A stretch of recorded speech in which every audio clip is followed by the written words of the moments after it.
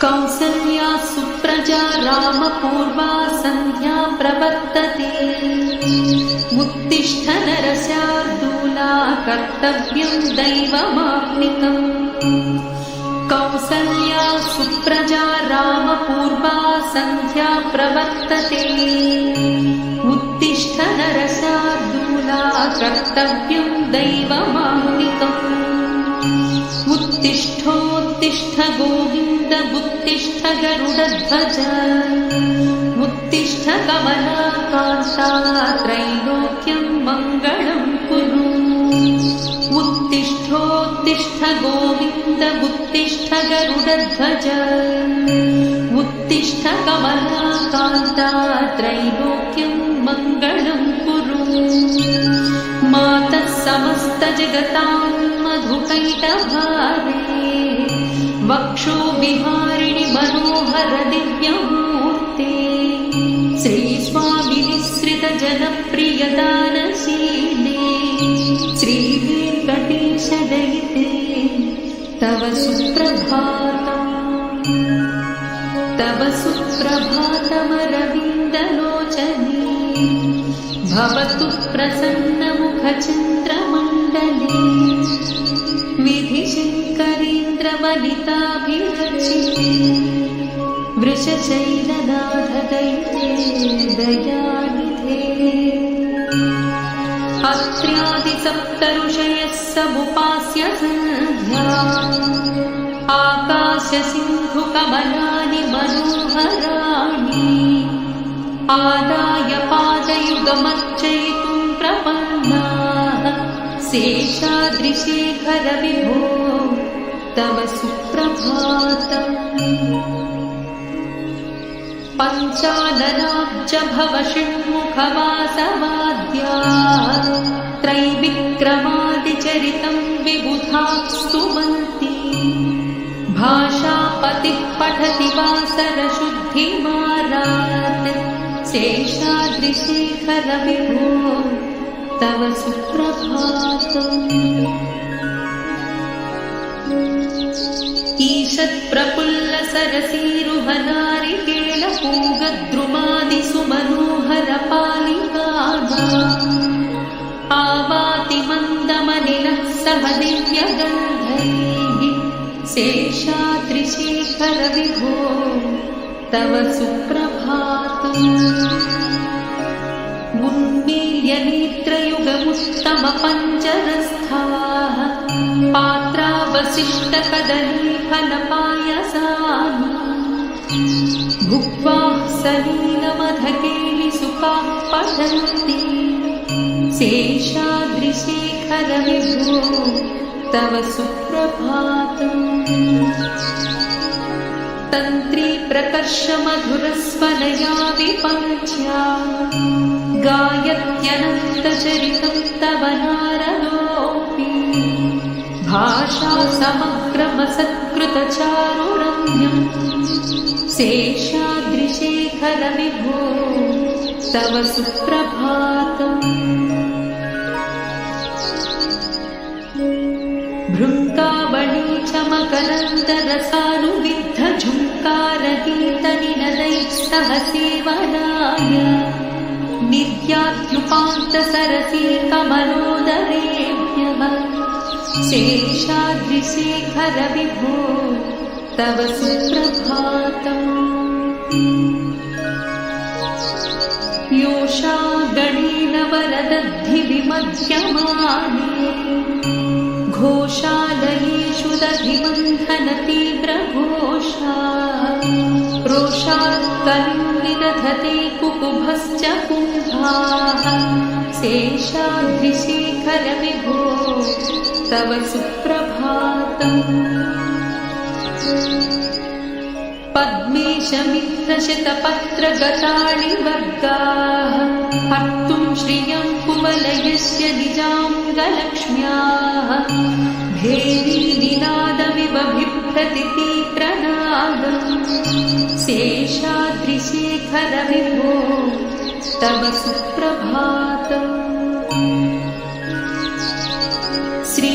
श्रीमन्नभीष्टवरदाखिललोकबन्धो श्री श्रीनिवास जगदेकदयैकसिन्धो श्रीदेवतागृहभुजान्तरदिव्यमूर्ति श्रीवेङ्कटाचलपते तव सुप्रभातम्।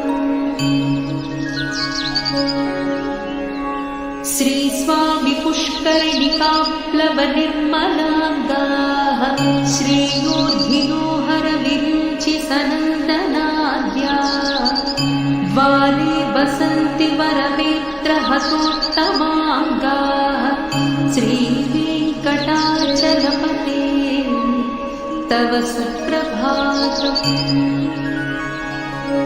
श्रीशैलशैलगरुडाचलवेङ्कटाद्रिनारायणाद्रिवृषभाद्रिवृषाद्रिमुख्या आख्यां त्वदीयवसतेरनिशं वदन्ति श्रीवेङ्कटाचलपते तव सुप्रभातम्। सेवापरा शिवसुरेश कृशानुधर्मरक्षोऽम्बुनाथ पवमानधनाधिनाथा बद्धाञ्जलिप्रविलसन्निजशीर्षदेशाः श्रीवेङ्कटाचलपते तव सुप्रभातम्। धाटीषु ते विहगराज नागाधिराज गजराज हयाधिराजा स्वस्वाधिकारमहिमादिकमर्थयन्ति श्रीवेङ्कटाचलपते तव सुप्रभातम्। सूर्येन्दुभौमबुधवां पतिकाव्यशौरि स्वर्धानुकेतुदिविशत्परिषत्प्रधानाः त्वद्दासदासचरमावधिदासदासाः श्रीवेङ्कटाचलपते तव सुप्रभातम्। त्वत्पादधूलिभरितस्फुरितोत्तमाङ्गाः स्वर्गापवर्गनिरपेक्षनिजान्तरङ्गा कल्पागमाकलनयाकुलतां लभन्ते श्रीवेङ्कटाचलपते तव सुप्रभातम्। त्वत्पूपुराग्रशिखराणि निरीक्षमाणाः स्वर्गापवर्गपदवीं परमाश्रयन्तः मत्या मनुष्यभुवने मतिमाश्रयन्ते श्रीवेङ्कटाचलपते तव सुप्रभातम्। श्रीभूमिनायकदयादिगुणामृताब्धे देवादिदेव जगदेकशरण्यमूर्ते श्रीमन्ननन्तगरुडादिभिरर्चिताङ्घ्रे श्रीवेङ्कटाचलपते तव सुप्रभातम्। श्रीपद्मनाभपुरुषोत्तमवासुदेव वैकुण्ठमाधव जनार्दन चक्रपाणि श्रीवत्सचिह्नशरणागतपारिजात श्रीवेङ्कटाचलपते तव सुप्रभातम्।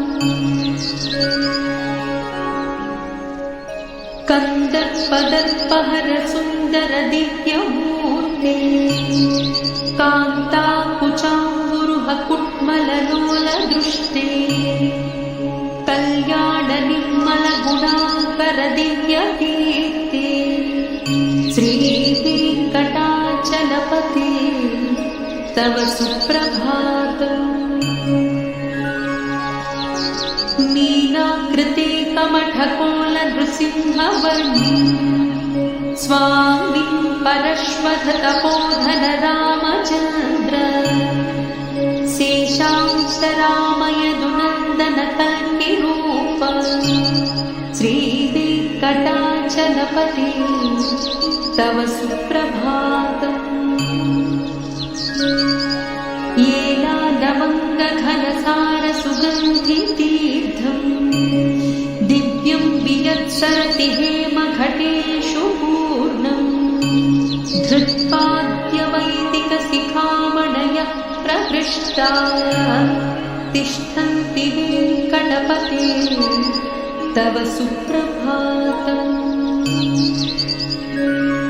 भास्वानुदेति निकचानि सरोरुहाणि सम्पूजयन्ति निनदैः ककुभो विहङ्गाः श्रीवैष्णवाः सततमर्चितमङ्गलास्ते धामाश्रयन्ति तव वेङ्कटसुप्रभातम्